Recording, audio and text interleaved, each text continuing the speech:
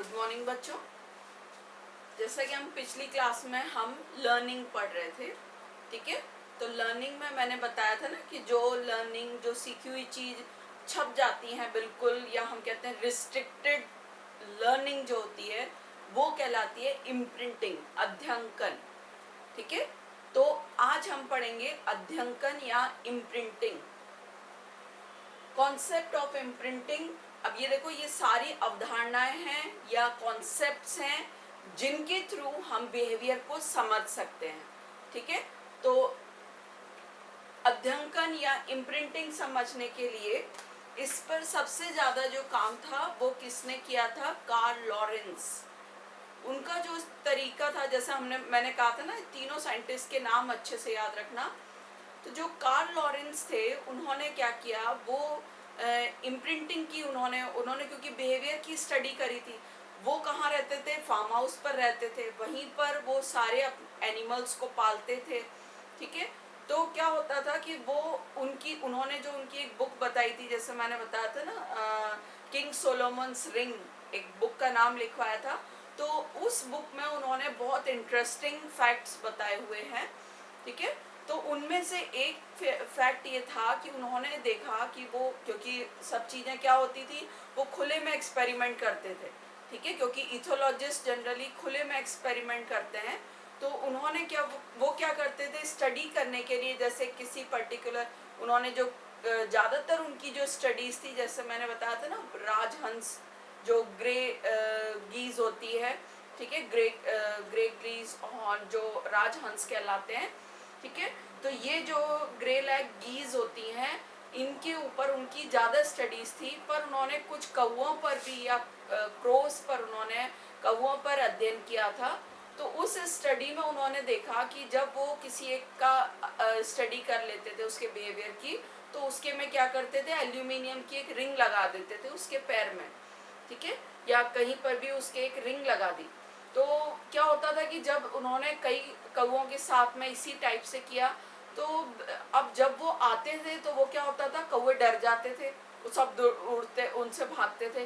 तो उनको ये था कि जब हम किसी चीज़ का अध्ययन करते हैं किसी एनिमल के साथ में, तो क्या होता है कि वो एनिमल आपका फेमिलियर होना चाहिए, बिल्कुल आपसे फ्रेंडली होना चाहिए।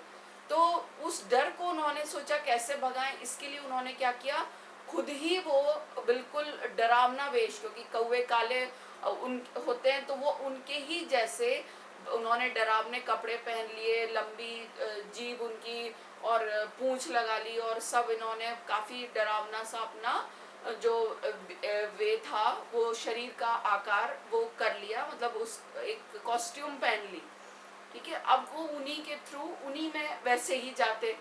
अब जब वो उनसे काफ़ी फैमिलियर हो गए, क्योंकि अब उनको डर नहीं लगता था। पहले वो उनसे डरते थे कि ये काम करेंगे, बट अब वो उनके साथ रह के उनका पूरा वो बिहेवियर की स्टडी करते थे। इसी बीच उन्होंने क्या किया कि एग से एक बच्चा निकला, और उस बच्चे को उन्होंने अलग कर दिया, और उसको वो खाना खिलाते रहे, सब उन्होंने सारा उसको बड़े करते रहे।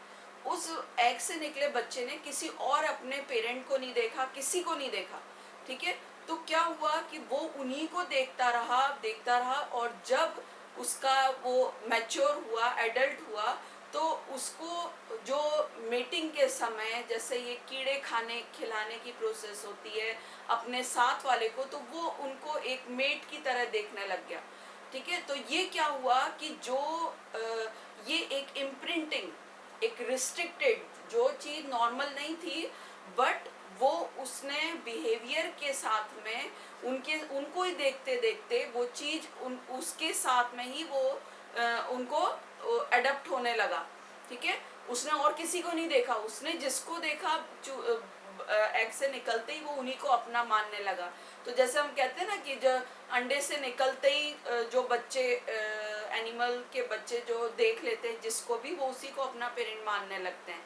तो ये कहलाती कि इम्प्रिंटिंग, छाप छोड़ना, ठीक है।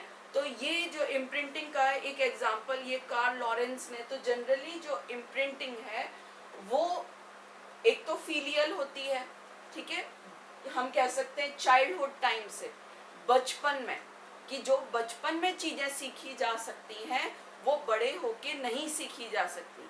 जैसे हम कहते हैं 2 से 6 साल तक का बच्चा है, अगर आपने उसको उस समय स्कूल नहीं भेजा, ठीक है, तो क्या होगा, वो जब 7-8 साल पे जाएगा तो वो वहाँ पर शर्माया सा रहेगा, ठीक है, वो उसको उस एनवायरनमेंट को अडॉप्ट नहीं कर पाएगा, उसको बहुत ज़्यादा टाइम लगेगा। और वही अगर हम 2 साल पे डाल दें तो फटाफट उस चीज़ को, तो एक इम्प्रिंटिंग होती है फीलियल, चाइल्डहुड हम इम्प्रिंटिंग कह सकते हैं, कि जो इसको हम क्रिटिकल पीरियड कहते हैं ना, बच्चों को आप स्टार्टिंग में जो सिखा दो वो लाइफ टाइम उनके लिए वो काम करता है, तो ये क्रिटिकल पीरियड कहलाता है।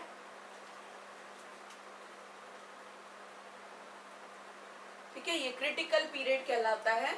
और जस्ट हम जो अभी तक जितने एग्जांपल बताए, जैसे आफ्टर हैचिंग एग से निकलते ही अगर उसको जो भी एनिमल दिख जाएगा वो उसी को अपना पेरेंट मानने लगेंगे, ठीक है, तो ये फीलियल इम्प्रिंटिंग कहलाती है।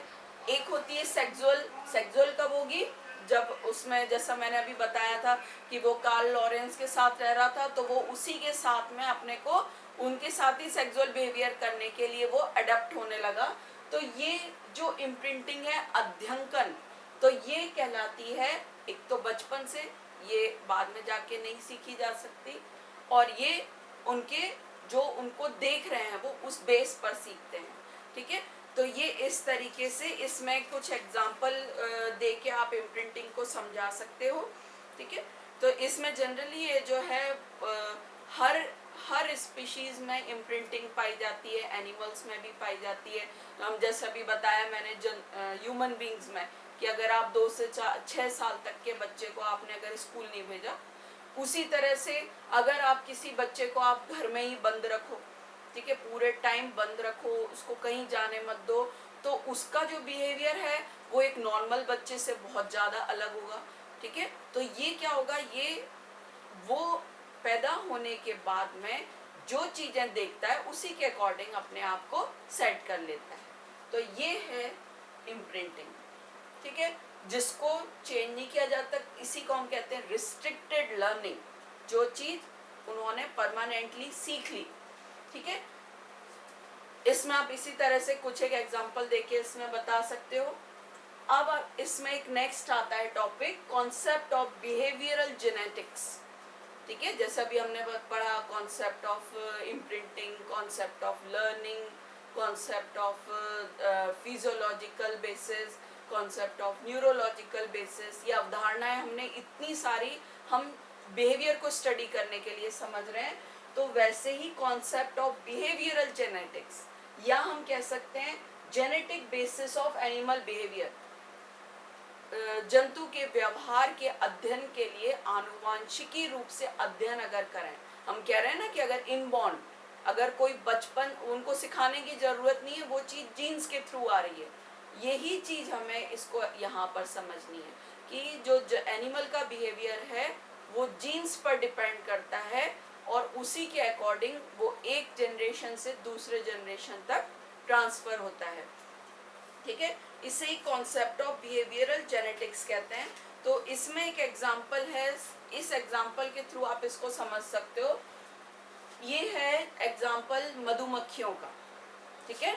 तो मधुमक्खियों पे जब स्टडी की गई तो ये देखा कि उसमें कुछ मधुमक्खियां तो हाइजीनिक हैं, मतलब उन्हें क्या है, जैसे मधुमक्खी में का छत्ता होता है, और छत्ते में क्या होते हैं, छोटे छोटे कोष्ठक होते हैं, हम कहते हैं सेल, ठीक है। जो मधुमक्खी जिनमें रहती हैं वो क्या कहलाते हैं, सेल। इस टाइप से ये उनके सेल होते हैं, ठीक है। और इनके ऊपर क्या होता है, हल्की कैप लगी होती है, और उसमें मधुमक्खियां रहती हैं। अब कुछ मधुमक्खियां होती हैं, मान लो कुछ मधुमक्खी मर गई अंदर, तो क्या हुआ, जो श्रमिक मधु वर्कर्स जो हम कहते हैं, अब ये सोशल बिहेवियर जब बीज का पढ़ाऊंगी तब उसमें पढ़ेंगे, जैसे हम पढ़ते हैं ना वर्कर बी, क्वीन बी, ठीक है।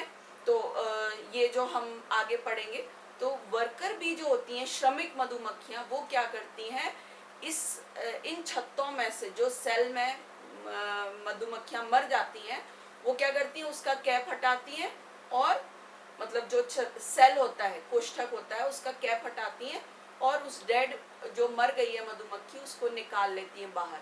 ठीक है, मतलब क्या हुआ, उन्होंने एक सफाई कर दी, हाइजीनिक है कि जो गंदगी होगी उसको हटा दिया। कुछ मधुमक्खियां ऐसी थी जो इस टाइप का काम नहीं करती, तो इसी को बेस करके उन्होंने ये इस टाइप के एक्सपेरिमेंट हुए। ठीक है, तो जैसे हमने जो कैपिटल, अब जैसे फर्स्ट ईयर में तुम लोग पढ़ चुके हो कि जो कैपिटल में हम जेनेटिक्स पढ़ी है, तो फर्स्ट जो कैपिटल लेटर में लिखते हैं वो होता है डोमिनेंट या प्रभावी, और जो स्मॉल लेटर में होते हैं वो होते हैं अप्रभावी या रिसेसिव। ठीक है, तो जैसे कैपिटल यू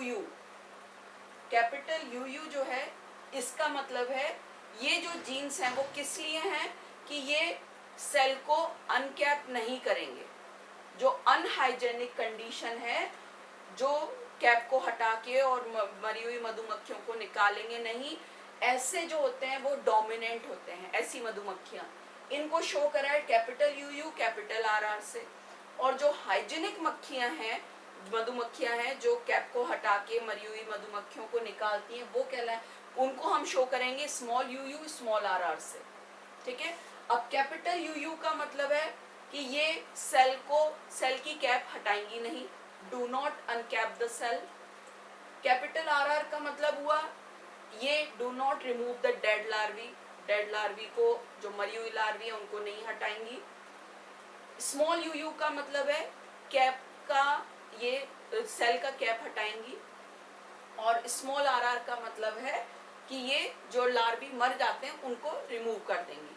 मतलब कैप को हटाना, सेल के ऊपर की कैप को हटाना, लार्वी को निकालना, ये दोनों हाइजीनिक कंडीशन हो गई मधुमक्खियों की, हाइजीनिक मधुमक्खियां हो गई। और ये हो गई अनहाइजीनिक, जो कैप नहीं हटाती और लार्वी को भी नहीं हटाती। तो जब इनके बीच क्रॉस कराया गया, ये तो हो गया, देखो क्रॉस कराया, हाइब्रिड मिल गया हमें। अब इस हाइब्रिड का, जैसा मैं पूरा जेनेटिक्स हम फर्स्ट ईयर में पढ़ चुके हैं, है ना, तो ये जो हाइब्रिड बना, इसके गैमीट्स बनेंगे, कॉम्बिनेशन क्या क्या हो गए, capital U small U capital R, small U small R. ठीक है, और ऐसे ही गैमेट यहाँ बनेंगे। ठीक है, तो यहाँ पे जैसे हमने स्मॉल यू स्मॉल आर, तो ये जो एक्सपेरिमेंट किया उससे 4 टाइप की मधुमक्खियां मिली। एक अनहाइजीनिक और हाइजीनिक के बीच जब क्रॉस कराया तो 4 तरह की मधुमक्खियां निकली। पहली जो थी, ये देखो दोनों डोमिनेंट हैं, तो जो रिसेसिव हाइजीनिक वाला कंडीशन है वो दब गया। तो ये जो मधुमक्खियां थी कैपिटल यू कैपिटल आर वाली, जिनमें स्मॉल यू स्मॉल आर भी है, पर फिर भी वो ना तो कैप हटाती थी ना लार्वी को हटाती थी। ठीक है, ये इस टाइप की मधुमक्खियां कुछ मिली। कुछ जो मधुमक्खियां थी, आप देखो उसमें कैपिटल यू एक है, मतलब ये क्या करेंगी, कैप नहीं हटाएंगी, पर ये मक्खियां जो मरे हुए लार्वी थे उन्हें हटा देती थी, क्योंकि स्मॉल आर हैं दोनों। तो इस टाइप की मक्खियां भी मिली, मधुमक्खियां। अब दोनों स्मॉल यू कैपिटल आर एक है, तो क्या हुआ, यहाँ पे वो कैप हटा रही हैं, पर उसमें से लार्वी नहीं निकाल रही। तो ये देखो कैपिटल आर है ना, मतलब ये लार्वी को नहीं हटाती। तो ऐसी मक्खियां निकली जो कैप तो हटा देती थी पर उसमें से लार्वी नहीं निकालती थी। अब ये जो है स्मॉल यू स्मॉल आर, ये pure hygienic condition, pure hygienic, ये कैप भी हटाती थी और लार्वी को भी हटाती थी। तो ये एग्जाम्पल जो है ये क्या शो करता है कि बिहेवियर जो है वो जीन्स पर इफेक्ट करता है, मतलब जेनेटिक्स है, जेनेटिक्स के थ्रू भी हम बिहेवियर को स्टडी कर सकते हैं, व्यवहार का अध्ययन कर सकते हैं। अब व्यवहार तो 2 ही थे, ठीक है, अनहाइजीनिक और हाइजीनिक, पर उसमें ऐसी भी निकल आई जो कैप को हटा रही थी, मतलब हाइजीनिक पोर्शन था बट उन्होंने लार्वी नहीं निकाले। कुछ ऐसी थी जो उन्होंने लार्वी निकाल दिए पर कैप को नहीं हटाया। तो ये क्या हुआ, ये बिहेवियर चेंजेस। तो ये जो चीज है ये हम पढ़ते हैं genetics basis of animal behaviour या कॉन्सेप्ट ऑफ बिहेवियरल जेनेटिक्स। तो इसका जब क्वेश्चन आए तो आप ये सब बता के और एग्जाम्पल दे के और इसमें इतनी चीजें बतानी है। ठीक है, तो ये आपका दोनों चीजें कंप्लीट हुई। एक क्लास टॉपिक बचा हुआ है वो नेक्स्ट क्लास में उसमें बता दूंगी मैं। Okay, thank you.